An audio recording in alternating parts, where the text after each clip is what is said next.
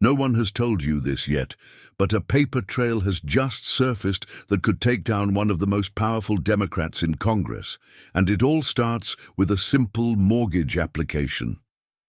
While most Americans struggle to afford even one home, Congressman Adam Schiff allegedly claimed two, not just owned but declared both as his primary residence.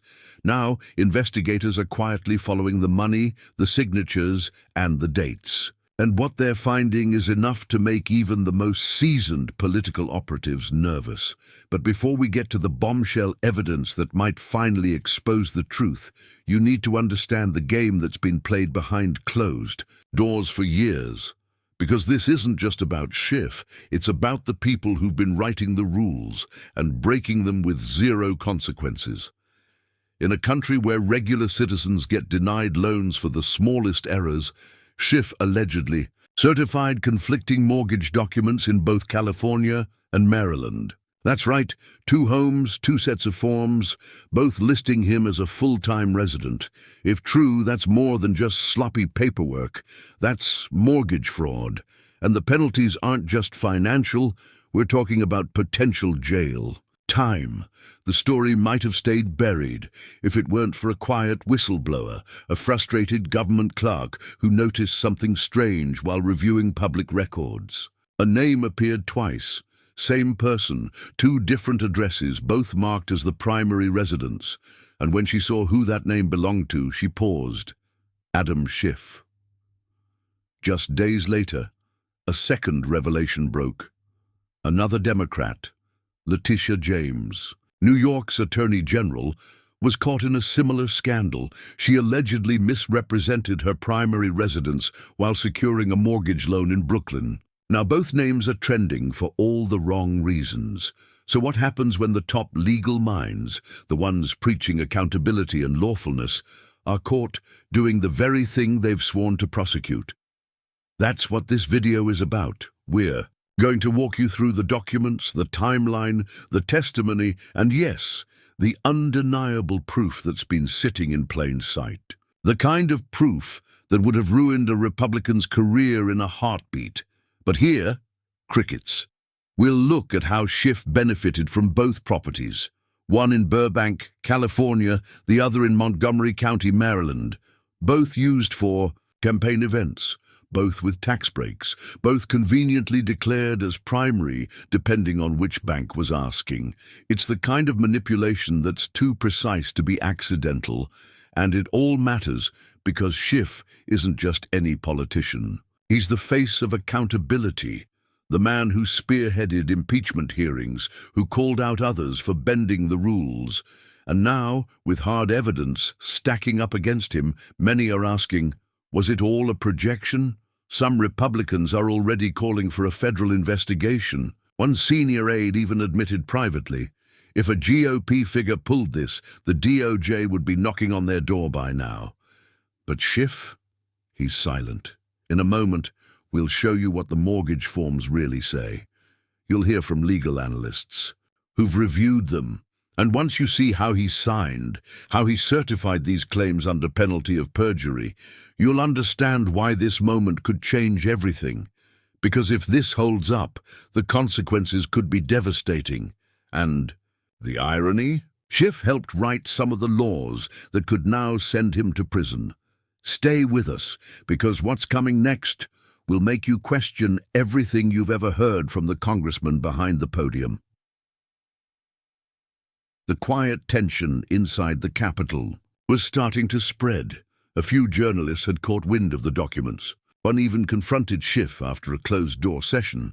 "Congressman, are you aware that public records show you declared 2 primary residences?" He didn't answer, just smiled stiffly and walked away. No denial, no clarification, just silence. And for the first time, the press room noticed. That same afternoon, Congressman Troy Carter was overheard whispering to a colleague, "If this blows up, we're going to lose more than just a headline. We could lose California's safest seat." But Schiff's team was already scrambling. Staffers began clearing calendars, cancelling smaller press appearances. One aide even deleted tweets referencing accountability and ethical leadership. That alone raised eyebrows. Meanwhile, legal analysts started combing through the property records. On paper, Schiff owns a well-kept home in Burbank, one he's publicly used for campaign launches, community events, and media interviews. It's listed as his primary residence on a mortgage application filed with a California lender just 2 years ago. But another document filed just 11 months later listed a completely different home in Maryland as his new primary residence. That one, tucked in a leafy suburb near Washington, was allegedly financed using another mortgage, again marked owner-occupied. That term matters. Owner-occupied means the borrower swears, under penalty of perjury, that they live in that home most of the year, not just visit, not just stay during legislative sessions. Live there. And here's where the trouble begins. According to air travel logs and house attendance records, Schiff spent the majority of those months flying between DC and California, attending fundraisers in Burbank and hosting donor events at his home base. If both properties were his primary, how could he possibly be present at both long enough to satisfy legal requirements? He couldn't, and the banks wouldn't have approved those loans if they'd known. One former real estate fraud investigator spelled it out plainly on a cable panel. If you lie about your primary residence, especially to get better rates or tax treatment, that's not a technical error. That's a felony. That's mortgage fraud, plain and simple. Regular folks get prosecuted for it every day. Another expert chimed in. Look, this isn't just about forgetting to check a box.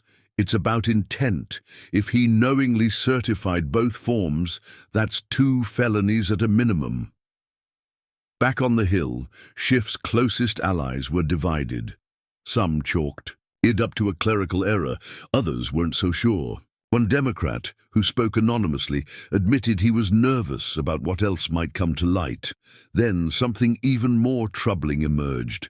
Emails between Schiff's finance team and a mortgage officer showed they were discussing how to use both addresses for different purposes, one for residency requirements, the other for fundraising.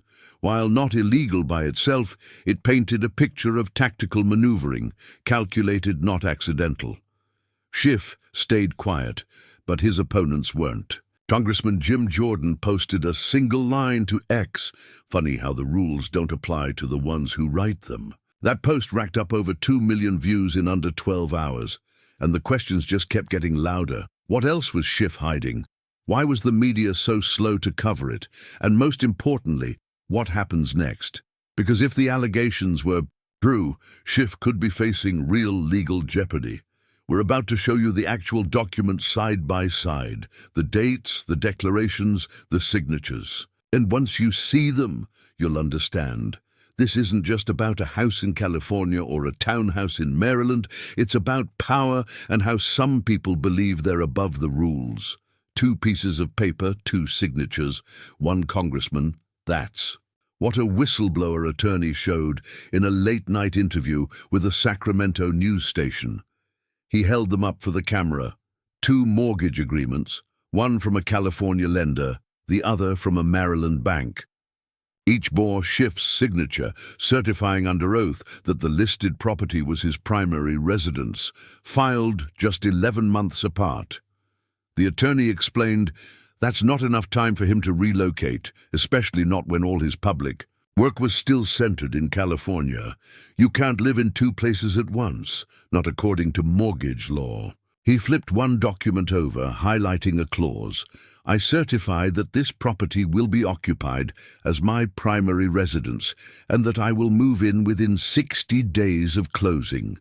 That's standard in almost every residential mortgage agreement. And Schiff signed it. The whistleblower added, if this were anyone else, they'd already be charged. But the story didn't end there. Another set of documents, tax filings, surfaced. They showed Schiff had claimed a homeowner's exemption on both properties at different times in the past 4 years. That exemption, worth thousands in tax savings, is only available to people who declare that property as their main residence. Once again, signed and certified under penalty of perjury. As the evidence piled up, conservative watchdog groups pushed harder. One group filed a formal complaint with the IRS. Another delivered a referral to the Department of Justice. Still, Schiff's office stayed silent. No press release, no denial, just silence. That silence finally broke in a tense hallway exchange. A Fox reporter caught up to Schiff outside a classified briefing. "Congressman, did you knowingly sign 2 mortgage documents claiming different primary residences?" Schiff didn't flinch. He paused, gave a half smile and said, "That's a ridiculous question." And with that, he ducked into the secure chamber. To many watching, it wasn't a denial. It was a deflection. Meanwhile, political pressure was boiling over.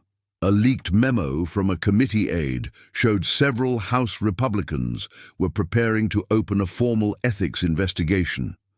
The document listed multiple infractions, fraudulent statements, misuse of public housing exemptions, potential tax violations, and at the top, false certification of primary residence. On Capitol Hill, whispers turned into strategy sessions.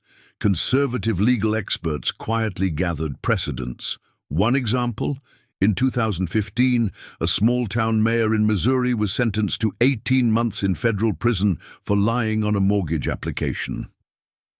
If a mayor in the Midwest can be jailed for this, one staffer asked, then why not a congressman from California? That question echoed in newsrooms and courtrooms alike. But even as the evidence piled up, one piece was still missing. One thread that could either unravel everything or tie it all together. The internal emails between Schiff's team and the Maryland lender. What exactly did they say? Were any red flags raised? Did someone on Schiff's staff help coordinate the applications? That's where the next twist begins. Because once those emails surfaced, everything changed. The timeline became clearer, the intent became undeniable, and the excuses started to crumble. It started with a single leaked email thread, an internal message from Schiff's district office marked "Confidential Residence Documentation Request," sent by a staffer to a private Gmail account belonging to a Maryland mortgage broker. The message read, "Per the congressman's instruction was direct. Please ensure the language on the occupancy section aligns with previous correspondence. Timing is sensitive. He needs this closed before the next recess." That single line, "aligns with previous correspondence," caught everyone's attention. What was that earlier correspondence? The answer emerged 2 emails later.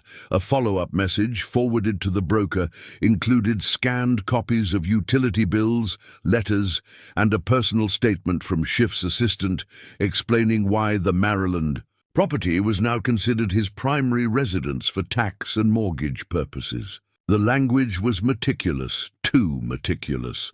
One legal analyst on Newsmax put it bluntly, "This is the smoking gun." It shows they knew exactly what they were doing. This wasn't sloppy paperwork. It was strategy. The emails didn't stop there. Another message showed Schiff's aide requesting the lender to delay final disclosures until our Burbank team clears his calendar. This confirmed that Schiff's California office was deeply involved in coordinating the Maryland process. The timeline was almost too perfect. In California, Schiff had refinanced the Burbank property months earlier, locking in lower rates by declaring it his primary residence. Then, barely 9 months later, he did the same in Maryland. 2 properties, 2 sworn declarations, 1 truth cracking through. The most damning detail was a PDF attachment labeled "Occupancy Justification Memo," drafted by Schiff's in-house counsel. It appeared to advise how to phrase the residency shift to sidestep legal pitfalls. It suggested referencing congressional travel obligations as justification for dual occupancy claims. It read, "Do not indicate long-term intent to remain at either location." That line didn't just raise eyebrows, it raised legal alarms. Former DOJ official Brett Tolman said it clearly. This language is meant to create legal grey space, but you can't grey out a sworn mortgage document. You either live there or you don't. You either tell the truth or you commit fraud. Whispers inside the Department of Justice were no longer whispers. They were memos. At least 2 officials from the Office of the Inspector General had reportedly requested a preliminary inquiry. One source confirmed under background anonymity that material evidence of conflicting certifications had been forwarded for review. On Capitol Hill, the shift was obvious. Schiff's usual defenders fell silent. No public statements, no Twitter, defenses, no legal threats. Even Letitia James, who was facing scrutiny over a similar mortgage filing, abruptly cancelled an appearance on MSNBC, citing unexpected legal consultations. What started as a minor technicality had now become a case study in political double standards, and the public was taking notice. Viewership on conservative news platforms surged. Social media lit up with side-by-side comparisons of Schiff's California and Maryland forms, both bearing his signature, both dated less than a year apart. And one question kept echoing louder than the rest. If this had been a Republican, any Republican, would the headlines be louder? With the emails in, and there was no turning back. The narrative was shifting. The shield was cracking, and the truth was finally showing its face. Inside the hearing room, never meant for this kind of drama, a small oversight subcommittee meeting on rural infrastructure grants was overtaken by whispers and phone alerts. Reporters weren't asking about bridges or funding anymore. They were asking about Adam Schiff. By noon, everyone inside the Capitol knew why. Representative Byron Donalds entered the chamber carrying a single manila folder. He didn't say much at first, but during a break, he stepped into the hallway and faced the press. What we have here isn't just hypocrisy, it's felony-level fraud. 2 sworn documents, 2 different truths. Someone's going to have to answer for it. Inside that folder were copies of the mortgage agreements, the residency exemption forms, and the now infamous email threads. Donalds had already sent the package to the House Ethics Committee. It wasn't just symbolic, it was strategic. Now it wasn't just conservative media talking, it was official. In the committee's private meeting room, staffers reviewed the material in silence. One lawyer leaned over and said quietly, "This isn't going to stay contained." He was right. Within 24 hours, Chairman Michael Guest called an emergency session. The agenda was updated. Schiff's name appeared next to conflict of interest, residency misrepresentation inquiry. For Schiff's allies, the timing couldn't have been worse. The House was already under fire for selective justice, and now the man who once led impeachment hearings was under investigation himself. The irony wasn't lost on anyone. On the House floor, Marjorie Taylor Greene took the opportunity to go full throttle. Let's be very clear, if a Republican did what Schiff just did, if any of us swore under penalty of perjury that we lived in 2 places at once they said if any of us tried to pull this off, declare 2 homes as primary residences for the perks, we'd be arrested before dinner. Some rolled their eyes, others didn't move, because deep down, even Schiff's colleagues knew this wasn't going away. The optics were toxic, and the silence from Schiff's office was deafening. Meanwhile, mainstream outlets were picking up the story. The New York Post ran with the headline, "Schiff's 2 homes, 1 lie." The Washington Examiner pushed it further. Documents show dual primary claims. Fraud allegations intensify, but the biggest blow came from within Schiff's own party. Centrist Democrat Jared Golden broke ranks, calling for a swift and impartial investigation into any member who might have violated federal mortgage law. That statement made it clear. This was no longer a partisan whisper. It was a legal question, and it had officially landed in the Ethics Committee's lap. Schiff, meanwhile, was ducking cameras, cancelling appearances in his district, and avoiding reporters. One staffer was overheard saying he hoped it would just blow over. But no one believed that anymore, because the more people dug, the worse. It looked Next up were the loan officers, and if they confirmed what the paperwork suggested, if they testified that Schiff's team knowingly structured two different loan stories to get financial benefits, this wouldn't just look bad.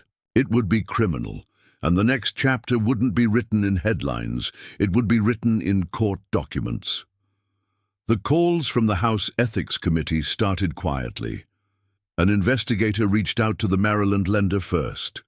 A junior loan officer answered, his voice steady, until he heard the name Adam Schiff. There was a pause, then a calm reply.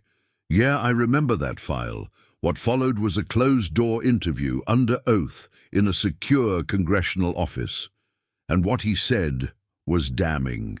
He said Schiff's team insisted the Maryland property was to be the primary residence. No question. The assistant emailed 3 times to make sure that box was checked. The officer turned over the original email chain, which matched the timeline reporters and watchdog groups had already put together. Now it was sworn testimony. 2 days later, the California lender responded to a subpoena.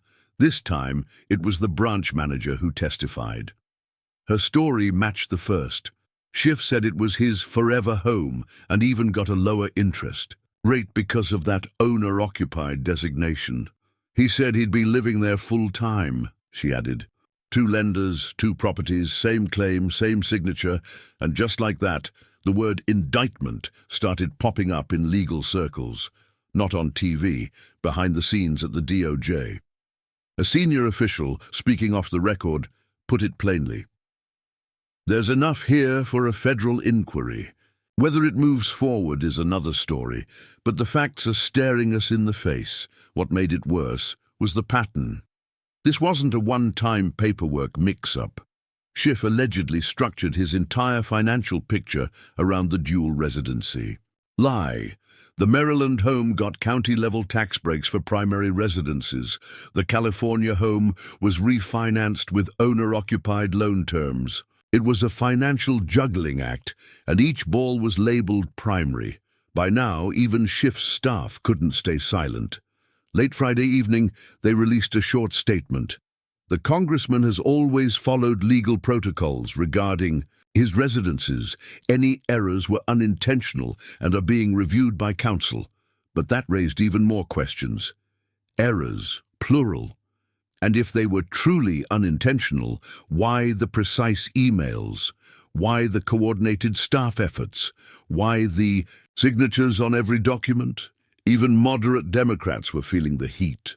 A Politico reporter cornered one, leaving the Capitol. If it were anyone else, the congressman admitted, they'd already be under indictment. Schiff, though? He went quiet again. No interviews, no hearings, just closed-door meetings where his lawyers tried to come up with a new narrative. That congressional travel made residency rules unique. But prosecutors weren't buying it, because this wasn't about how often he flew between states. It was about what he signed and what he swore to, over and over.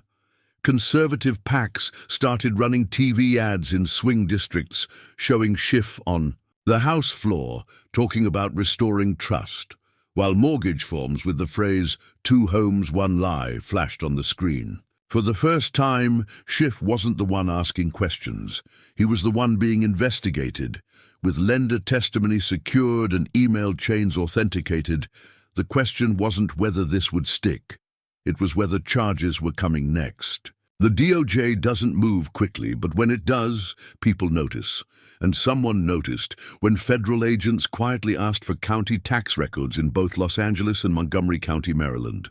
The request wasn't public or televised, but it was real. A Maryland clerk, speaking anonymously, said they didn't come in with badges blazing. They just asked for every document tied to that property. Tax forms, exemptions, affidavits, everything. Methodical, and within 72 hours, agents made the same request in California. 2 states, 1 congressman matching timelines, now matching scrutiny. Meanwhile, Schiff's legal team changed its tone. The quiet dismissals vanished. Behind closed doors, they were exploring defenses. One memo, leaked to a legal blog, floated a possible argument. that Schiff's unique congressional role required dual-use residences, therefore justifying simultaneous primary claims. But the document was torn apart by former prosecutors. "There's no such thing," one said flatly. "You can't have two primary residences. You can't live in two places full-time. This isn't Congress's fault. This is Schiff's." Inside the Ethics Committee, the atmosphere had shifted.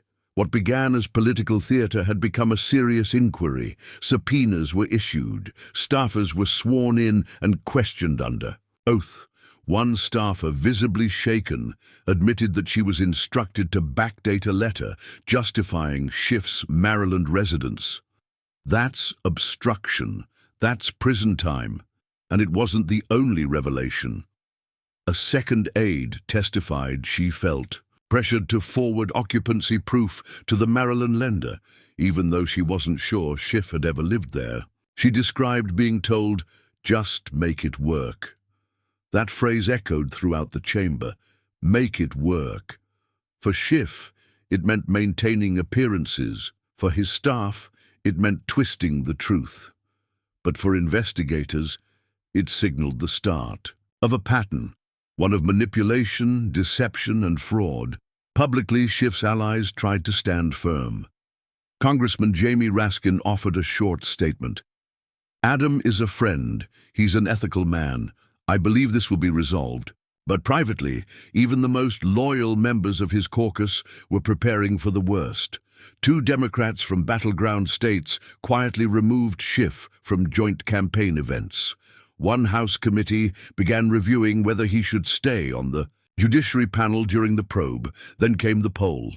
A Rasmussen survey released that morning showed 68% of likely voters believed Schiff knowingly committed mortgage fraud. That number landed harder than any statement. It turned a legal crisis into a political one. Schiff's silence wasn't helping. Each day he dodged reporters. Each time he refused to answer direct questions. The story grew darker. Reporters camped outside both properties, Burbank and Bethesda, waiting to see where he actually lived. But the houses were still, gates shut, curtains drawn, no sign of life. And the public kept watching, waiting, because something big was coming. At 6:42 a.m. on a quiet Tuesday, a black SUV pulled up to the Bethesda home, the one Schiff had sworn was his primary residence. Two men in dark jackets stepped out. One wore a DOJ badge clipped to his belt. The other carried a thick folder. Neighbors watched from their windows as they approached the door. They didn't come with handcuffs. Not yet. But they weren't there for a casual visit either. The knock was firm, deliberate. Moments later, Schiff answered. He didn't look surprised, just tired. The agents handed him a sealed envelope. They explained the contents: a formal request for a voluntary interview, a document preservation order, and a warning. Tampering with evidence would trigger immediate legal consequences. Schiff nodded once, said nothing, and took the envelope. The agents turned, walked back to their car, and drove away. But the message was clear. The wall of silence had cracked. That same morning, DOJ spokesman Marcus Patel confirmed what many had suspected: a formal inquiry into mortgage misrepresentation and tax fraud by a sitting congressman was underway. He didn't name Schiff. He didn't need to. The press exploded. CNN ran the headline, "Federal agents visit Schiff's home in fraud probe." Fox News countered with, "Schiff in legal crosshairs as DOJ makes first move." By noon, new subpoenas landed at his Burbank office. Computer drives, email servers, bank records, every shred of documentation tied to the two homes was now evidence. Inside Schiff's legal team, panic set in. An internal memo, later leaked, revealed a proposed timeline to pivot their communication. Strategy: preparing Schiff for a potential deposition, drafting talking points for key allies, but fewer and fewer were willing to speak for him. One Democratic strategist told Politico, "We're in freefall. The longer he waits to explain, the deeper this hole gets." Still, Schiff said nothing. No public appearances, no tweets. Even his staff had gone silent, redirecting press inquiries to outside counsel. Behind the scenes, lawyers worked overtime. They weren't trying to argue he didn't sign the forms. Everyone knew he had. They were trying to argue intent, that maybe he misunderstood the residency requirements, that his bi-coastal work blurred the lines, that someone on his team filled out the forms and he just signed without reading, but prosecutors weren't buying it. One federal official told reporters bluntly, this wasn't a misunderstanding, it was a scheme, and now it's a crime.